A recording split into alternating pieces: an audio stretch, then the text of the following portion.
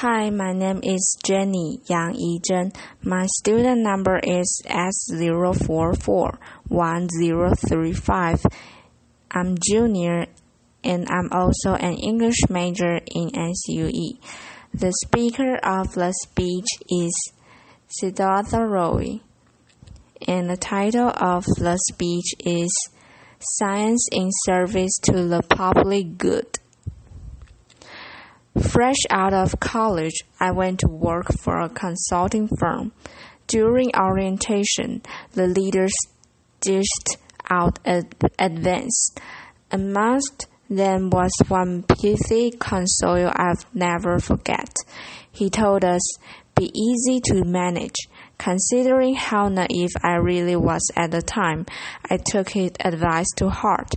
I told myself, yes, I will be the ultimate team player. I will do everything I'm told.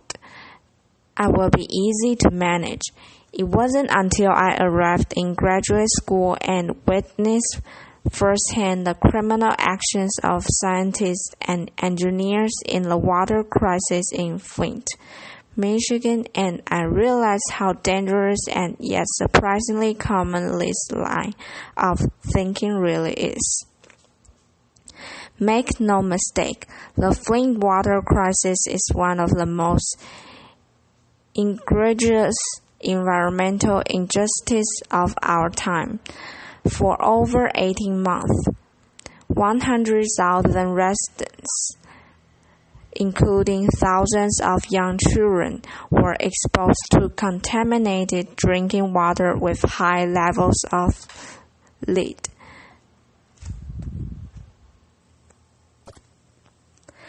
Lead is a potent neurotoxin which causes cognitive and developmental disabilities, and it is especially harmful to growing fetuses and young children. We've known about its dangers since the Roman Empire. Amongst a whole host of health issues, 12 people died by contracting Leishman's disease. Flint's water infrastructure, the complex network of underground pipes, has been severely damaged, and while the water quality is slowly improving and the pipes are being replaced now, more than 2 years later, the water is still not safe to drink. So, people are still in shock. They ask themselves, how could this have happened? The short answer is the crisis began when an emergency manager, appointed by Michigan's governor, decided to switch their water source to a local river to save money. But it continued for so long because scientists and engineers at government agencies in the state of Michigan and in the federal government did not follow federal regulations for treating the water right. What was more, they actively cheated on the law and orchestrated cover-ups. They ridiculed residents asking for help, while publicly insisting that the brown, smelly water coming out of the tap was safe to drink. The system at the local, state, and federal levels completely failed to protect our most vulnerable, and an entire population was left to fend for itself. Now, amidst this injustice, Flint residents were rallying together. Amongst them were some amazing women of Flint, mothers concerned about their kids, who came together forming many grassroots coalitions, and these groups started protesting and demanding change. The group also reached out to outside scientists for help, and a few responded. Amongst them was a guy named Miguel del Toro, a water expert at the U.S. EPA, the Environmental Protection Agency, who actually wrote this scientific memo and sent it to the state of Michigan and federal government to bring their attention to this problem. He was characterized a rogue employee and sliced. In collaboration with Flint residents, our research team here at Tech of students and scientists led by Professor Mark Edwards conducted citywide testing to prove that Flint's water was indeed contaminated, even toxic in some homes. We substantiated what Flint had been screaming for months and put it on the internet for the world to see. Now, when I was getting involved, when I said yes to this, I had no idea what I was getting into, but every second of this journey has been totally worth it. This was science in service to the public. This is what I came to graduate school for. And this is how I would rather spend my life. And so this unlikely coalition of citizens, pastors, journalists, and scientists came together to uncover the truth using science, advocacy, and activism. A local pediatrician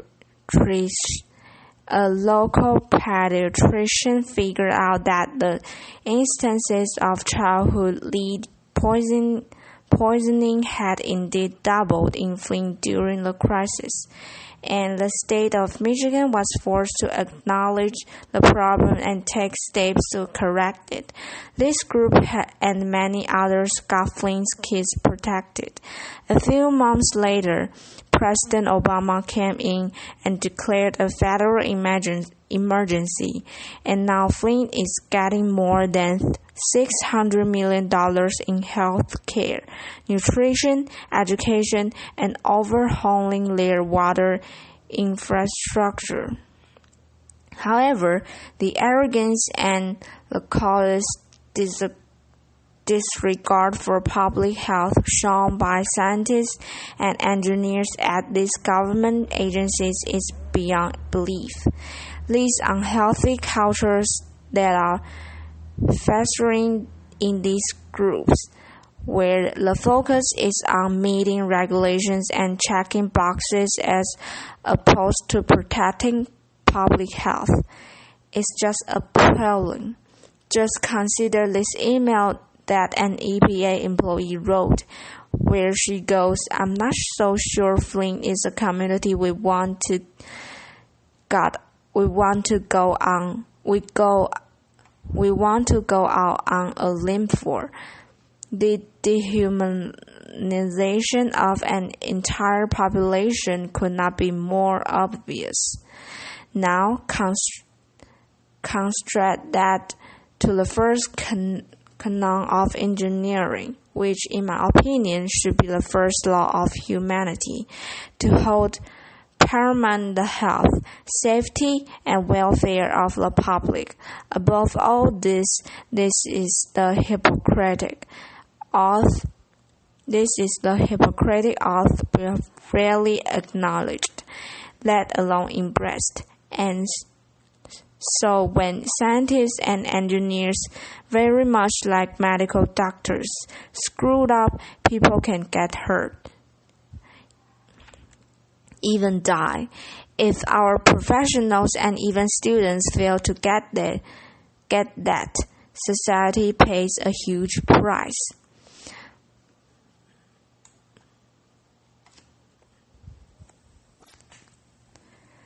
Buried deep in history lies a character I deeply admired, an engineer named Peter Polchinski. He lived in the time of the Soviet Union, and Polchinski repeatedly got in trouble for his radical honesty and willingness to point out major flaws in the flawless, mindless pursuit of rapid industrialization. Everyone was expected to follow orders coming from the top. Everyone asking questions or offering feedback was unwelcome. The Soviets had created the largest army of engineers the world had ever seen, and yet most of them were mere cogs in a gigantic machine heading for doom. Polchinski, on the other hand, implored engineers to look at the economic, political, and social consequences of their actions. In other words, be more publicly focused.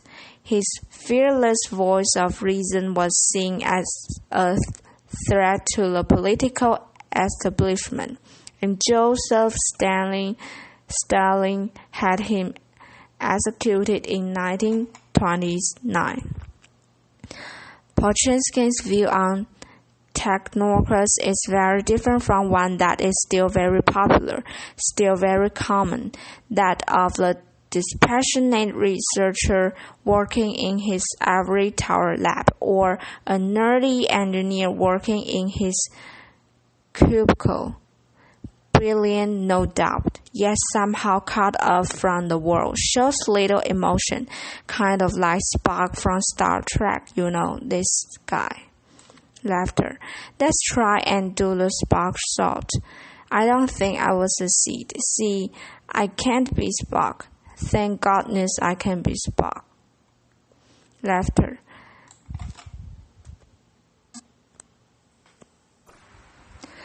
I was reminded of this distinction because a recent article came out in a very reputed scientific journal, which kind of characterized our fleeing world as driven by youthful idealism and Hollywood's dramatic sensibilities. It asks scientists to protect their research funding and institutions at all costs, no matter how just the cost. If you think you have to get involved in something, even if it's an emergency, try finding an activist group or an NGO and obtain the full support of the academic community, whatever that means, before you get involved. Not one mention of our moral and professional obligation of preventing harm to the public, or the fact that we have all this experience, resources, and for some, even tenure to, accomplish this task. I'm not saying every scientist should be an activist. There are real and sometimes very painful consequences of speaking up. But to denounce this idea, this possibility so completely so that you can protect research funding simply screams of self-serving cowardice, and these are not the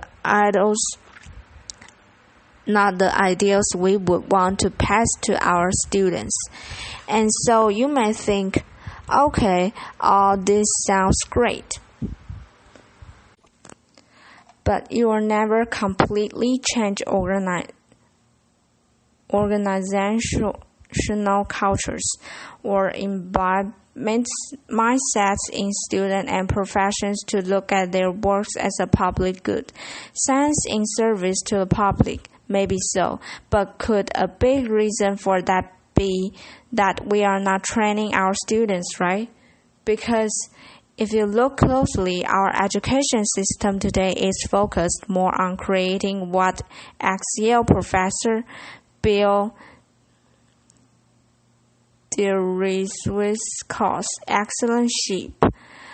Young people who are smart and ambitious and yet somehow risk-averse, timid, directionless, and sometimes full of themselves. Now, kids, we fell in love with science and when we were kids, and yet we somehow spend most of our time during high school and college just jumping through hoops and doing things so that we can polish our resume instead of sitting down and reflecting on what we want to do and who we want to be. And so the markers of empathy in our college graduates have been dropping dramatically in the past 2 decades, while those of narcissism are on the rise.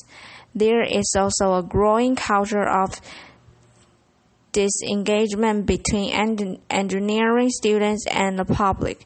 We are trained to build bridges and solve complex problems, but not how to think or live or be a citizen of this world. My undergraduate years were explicit job preparation, and I cannot tell you how suffocating and painful it was at times. And so, some people think the solution to great engineers, to great scientists, is more technical training. Maybe so, but where are the discussions on ethical decision making, or building character, or discerning right from wrong? Consider this project that I deeply love and admire. It's called Heroic Imagination Project, a brainchild of Dr. Phil Zimbardo, famous for the Stanford Prison Experiment. This program seeks to train school-going children around the world to look at themselves as heroes in waiting or heroes in training. So these young minds work overtime to develop skills and virtues so that when the opportunity comes, no matter what that opportunity be, to stand up and do the right thing. In other words, anyone can be a hero. Think about that idea for a second. Why don't we teach science and engineering like that, where heroism and public service are seen as key values? Because indeed, it's often heroism that is not only the antidote to public indifference, but also to systemic evil like we saw in Flint. And so, dream with me what a 21st century scientist/engineer could look like.